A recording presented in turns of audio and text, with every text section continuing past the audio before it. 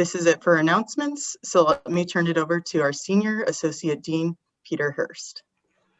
Thank you very much, Lauren. Hello, everybody. Good morning, good afternoon, good evening, wherever you are in the world. I see in the chat lots of exciting places. Thank you for joining us here today in the latest in our Innovation at Work webinar series. This is our 30-minute need to know format, which we introduced earlier this year as we're all so busy and doing so many things looking at screens these days. And I'm delighted to be joined today by two really interesting and impressive speakers and panelists. One is Court Chilton, my good colleague and senior lecturer at MIT Sloan.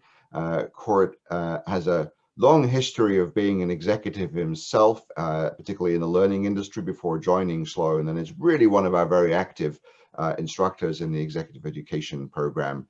And Court is being joined today by Henry Armour, the president and CEO of NACS. I will leave Court to introduce Henry more fully in one moment. I would just like to welcome them both and thank them both for joining us today. My job really is going to be to monitor your questions. Please do feel free to keep asking questions in the Q&A. And a little bit later, in about 25 minutes, we'll have a chance to put some of your thoughts and questions to Court and to Henry. So Court, over to you. Thank you, Peter, and hi, everyone. Nice to see you here. You can see on the screen Henry's CV, if you will. That's what you would find if you Googled Henry Armour.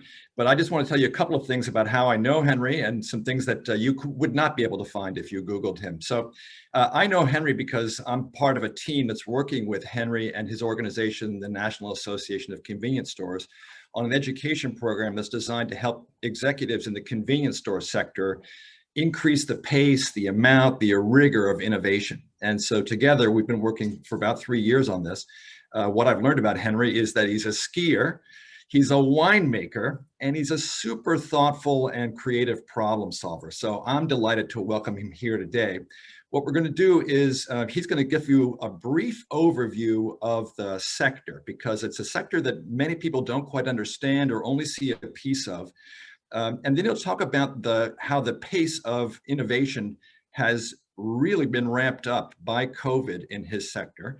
And then he'll talk a little bit about the innovations that he sees that will last beyond our experience with COVID. So again, just put any questions you have into the Q&A, and I want to give you the most time I can with Henry. So Henry, welcome. Take it away.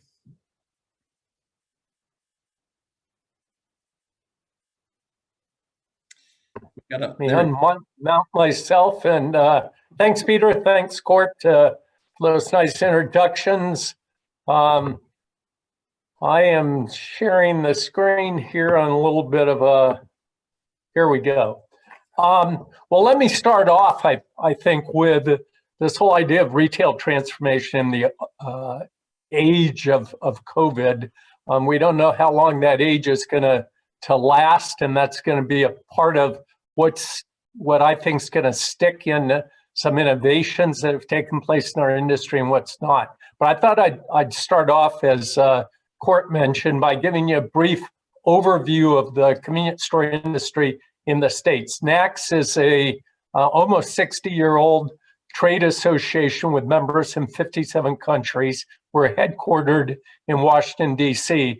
But let me give you a brief overview of what a lot of people I think of our industry as just your corner store near your office, near your house. But there's over 150,000 of those stores. They employ 2.5 million people in the United States. Interestingly, our industry sells over 80% of the transportation fuels in the States. When I started in this industry almost 50 years ago, probably 3/4 of the profitability in our industry came from fuel, only 1/4 from inside these small stores. Today, it's more than reversed of that. Most of the profitability comes from the store. It is, with 150,000 stores, you multiply that by anything and you end up with a very large number. In terms of annual Sales in our industry in the States at $650 billion. It's larger than the drugstore industry and the grocery industry. And a large piece of that, obviously, is fuel revenue. The most astounding metric of all is the number of customers we serve every day. We conduct over 160 million transactions a day in the United States. That's half the population that comes to a convenience store every day. So that's just kind of an overview of what some people think of a lot of small stores that adds up to a very big industry. So I'd like to kind of start off by talking about the key drivers in our industry in this age of COVID. First thing to point out is we are an essential service. Right out of the blocks, the government defined convenience fuel retailers as essential services because of the fuel, the food, and the other products that we provide the communities in which we do business. In the early days of COVID, I think the focus was all about sanitation and cleanliness, health concerns, and our workers, both their health and their availability. As we started to progress from early this year into the spring and early summers, we started understanding, our retailers started understanding the new environment and started to tune what they had done, these immediate reactions and proactions to protect our customers and our workers, and remembering how they incorporated those into their core brand promises. And then today, I think as the industry has gotten more comfortable with all of that, it's really a new commitment to innovation. Our industry has always been a very, very nimble industry. It's comprised of small stores, so it's relatively easy to pivot execution in a small store. And this desire and this impetus to innovate has always been part of our DNA, and today that push for innovation or that march has accelerated quite again. And I think a piece of that is the recognition in the current environment, and this was true even before COVID, that standing still really isn't an option in retail anymore. I think tomorrow the big question is what will stick. You'll hear me go through and talk to you, share with you some of the innovations, some of the developments in the industry. Some of those will stick, some of them will last beyond COVID, and some will not. I think one of the important things to understand, much of the time in innovation and particularly in process innovation, it's issues like cost, supply chain, maybe some new technology that pushes the innovation. In this era of COVID for our industry, innovation has been really pushed by what I would call new consumer demand.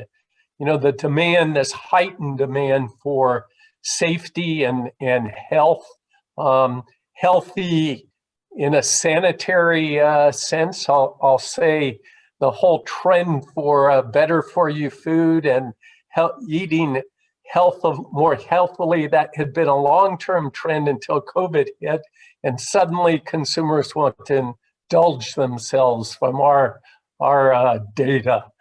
So a bit stepping back from this health and wellness type thing. But in the safe and healthy sense of a consumer view of not wanting to touch things or touch as few things, so a demand for contactless. The definition of a little bit of convenience in the midst of a lockdown change, particularly with respect to last mile solutions. And then because of our stores proximity to homes, as opposed to large stores, the demand for new product assortment really started to play out.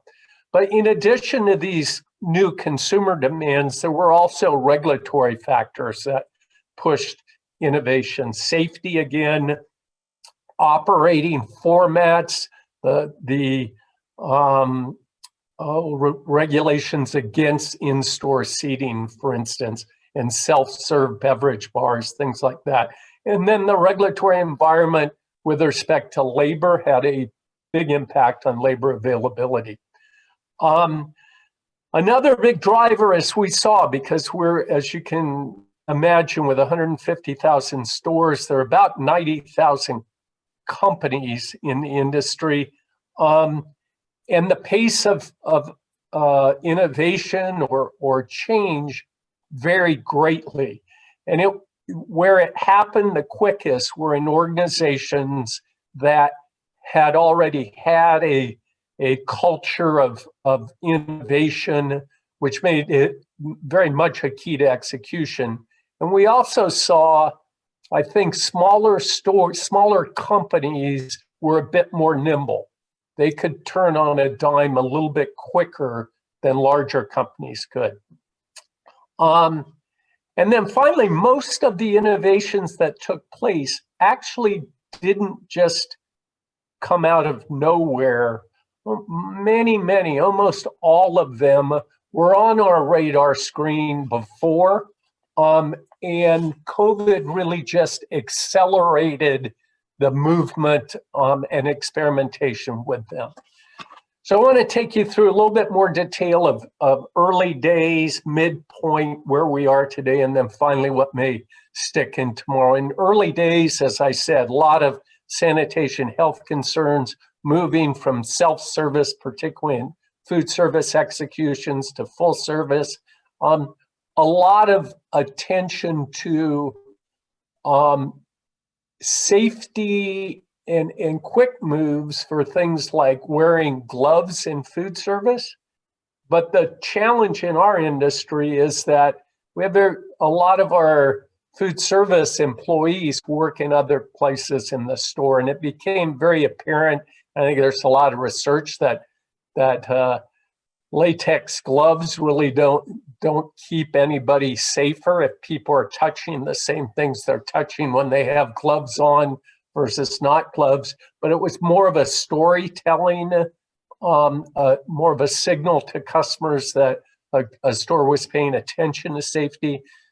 Rapid adoption of plexiglass barriers between sales associates and consumers, obviously masks, social distancing, the elimination of in-store seating, controlling the number of customers in stores.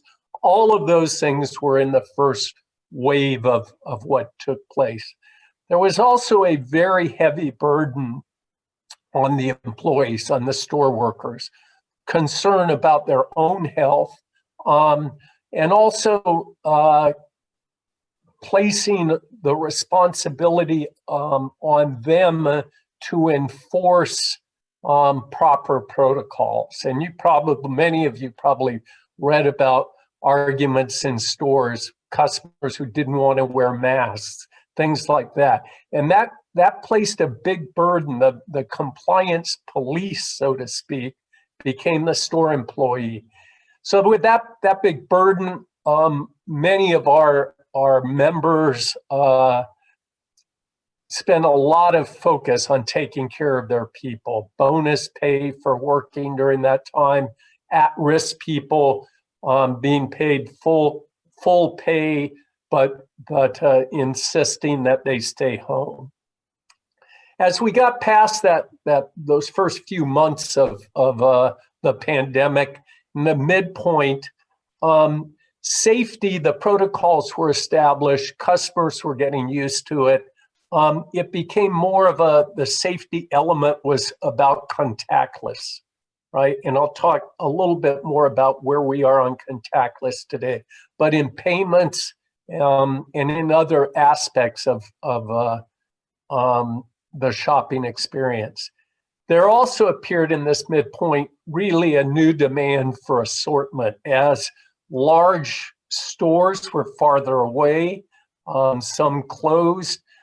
People use their local convenience store increasingly like their grocery store, and so a demand for larger package sizes. We were really an industry in a format that was largely focused on immediate consumption versus future consumption. All of a sudden, there was a demand for future consumption products and product sizes. That presented a lot of supply chain issues there.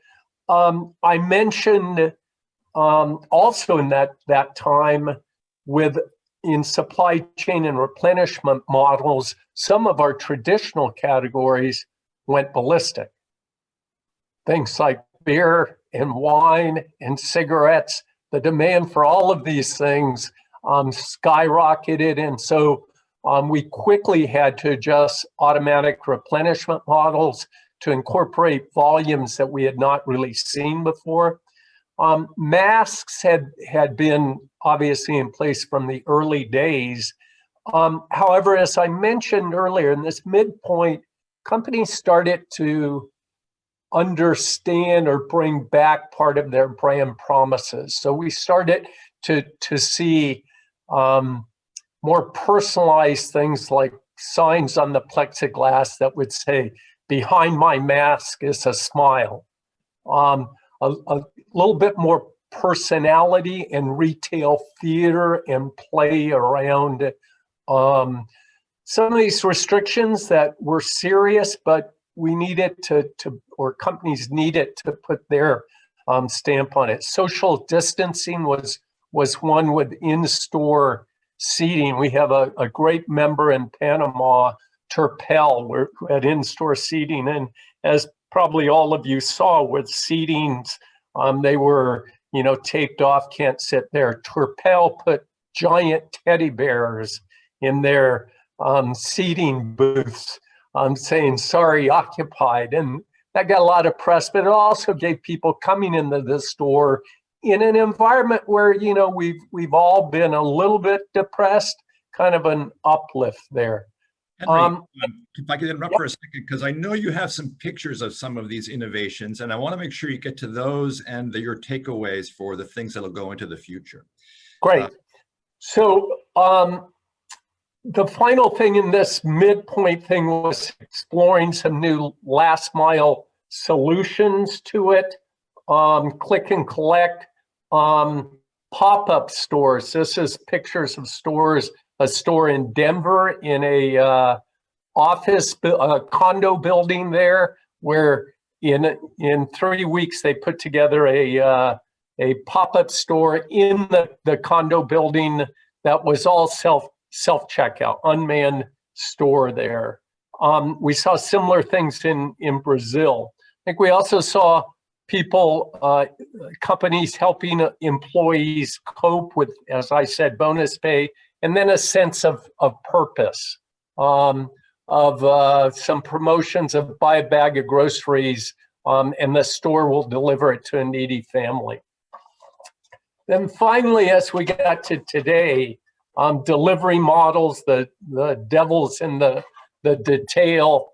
NACS completed a pretty detailed study in last mile fulfillment. Some really interesting data on what convenience stores have been doing in mobile order and in-store pickup, both already implemented and planning in the future to implement. Mobile order for delivery to an alternative location, curbside pickup, and so forth. But you could see a lot of activity on last mile there. Click and collect was another big piece of what took place. Innovation really coming out of, first of all, the UK, but the grocery industry in the States first. It required a lot of product assortment adjustments, but it really did leverage our proximity to homes. And then drive-through windows. This is a picture of a new concept that Wawa, a 900 store chain. This is drive-through, curbside pickup only. You can't go into the store again. A new innovation with that. With contactless moving forward, lots of things with payments, both QR codes, near field communication, tap and go, which had been going nowhere, that got a considerable acceleration in customer use. And then the other pieces of frictionless checkout, scan yourself, or the Amazon Go model where you walk in, you pick up the products and you walk out. We were seeing a number of different executions of similar models like that.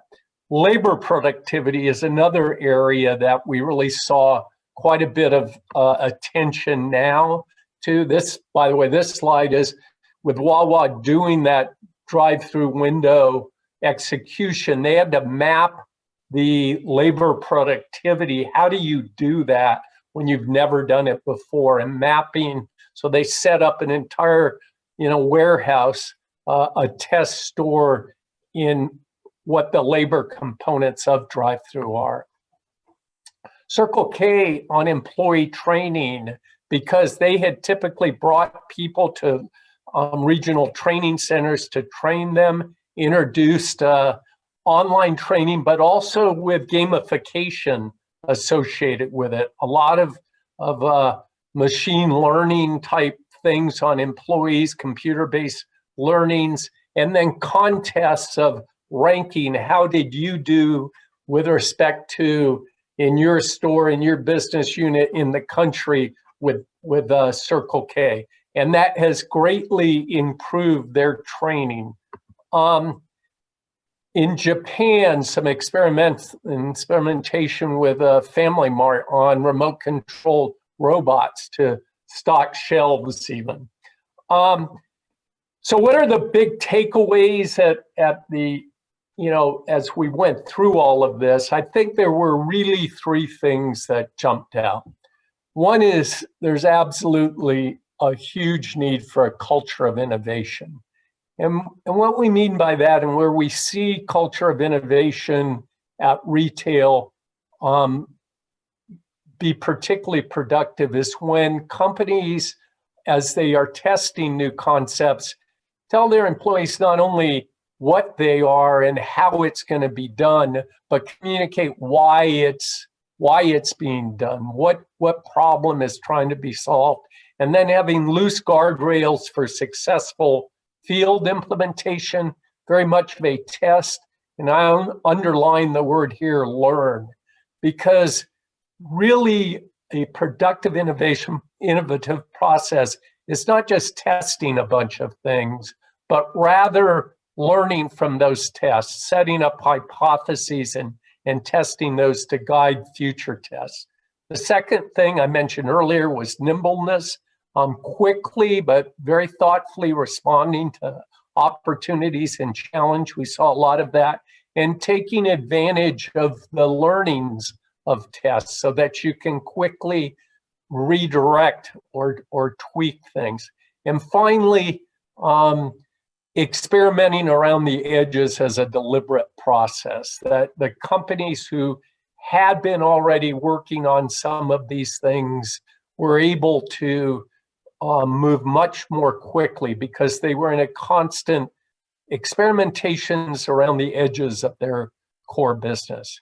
And that's what we've really found, the transformation, the drivers of innovation during this age of COVID in convenience stores. So with that, Peter, I'll turn it back over to you if you have any questions, or the audience. Great, thank you. This is all fascinating. One set of questions which I think have been coming in, and Court, maybe you could help answer this as well, has to do with, as you described, Henry, so many of the players in this industry are really small businesses.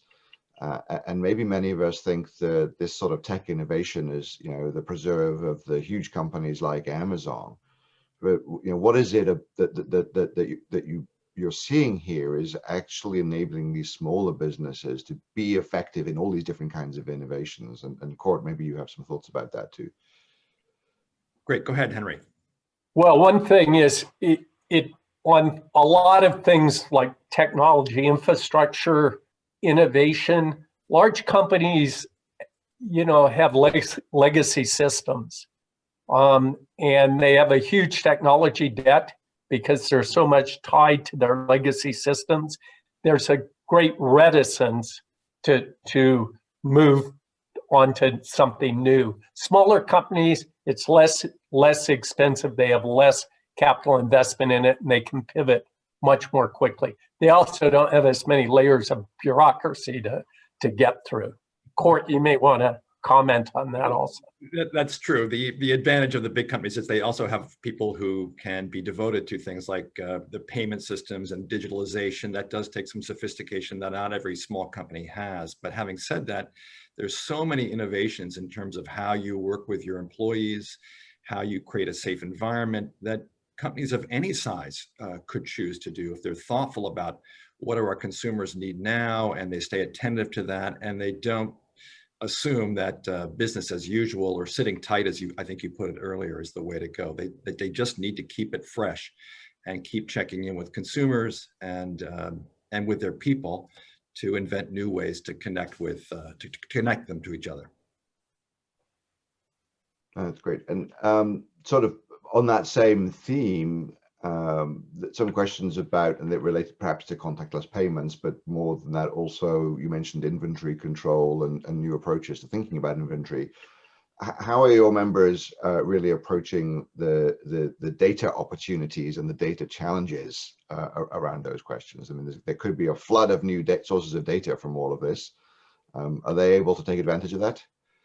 Well, absolutely. I mean, if you're set up with good replenishment models, but you have to be able to adjust those models quickly, right? And the biggest problem we had with a lot of new data, it's like scan data. When you have 0 scans, you don't know whether that means you're out of stock or whether nobody was buying it, right? And so with a lot of those data interpretations, it takes human intuition a bit, or interpretation of what these new vectors really are telling you. Peter, I like the question in here that's sort of a futuristic thing. What about robotics delivery and drone delivery? I mean, it seemed like really cool things, but some of this is a little too far out in the future. Henry, how would you respond to someone who said, what about alternative modes of delivery from the store directly to consumers? So 2 things on that, Court. The first thing is, with respect to our industry in particular, convenience, right? Convenience is about time. Many of our members say what they really sell is time, right? Savings of time. So it's super important in looking at any of these delivery or contactless or new ways of doing things, is to really distinguish and focus. Is this going to reduce the time it takes for a consumer to achieve their objective? Or is it just cool? In early wave adoption, a lot of times it's cool, but it doesn't save anybody's time and it fails, right? That's answer number 1. Answer number 2 on delivery, the huge underlying factor is population density. There's a lot you can do in Shanghai that you can't do in Jackson, Wyoming, my home, right? Because of population density. Nobody has been able to, in a profit way, figured out how to do delivery yet, right? So a click and collect model is a profitable model, but it relies on mobility, right? It relies on people moving around, obviously. We'll see how delivery plays out, but it can't play out over the long haul with the current prices that consumers are paying. There's On also, that, sorry, just to interrupt, but on that note, talking about future challenges and opportunities, I've just taking a quick look at the time, and we're just about out of time. So sorry to cut you off there, Henry, but we will follow up with a recording that we'll distribute to everybody who's watching and provide some opportunities to answer some of the other questions that we didn't get to. But thank you so much, Henry Armour and Court Chilton, for joining us today and for spending some time helping us understand this fascinating industry and its challenges, and particularly the role of innovation, which of course we're all about. So thank you. Thank you everybody for joining us today, and we'll be back in a couple of weeks with another colleague, Professor Roberto Rugabon, who will be presenting some of his research and ideas on the importance of being kind as a business. So thank you all. I think we'll have a slide on that in a second. Thank you all for joining us. One more time, thank you, Court. Thank you, Henry. Thank you to the team for making this happen. And most of all, thank you all for joining us. Keep on innovating, stay safe, and hopefully we'll see you all in a couple of weeks. stay safe, everyone. Thanks, everyone. Thanks, Peter. Thanks, Henry.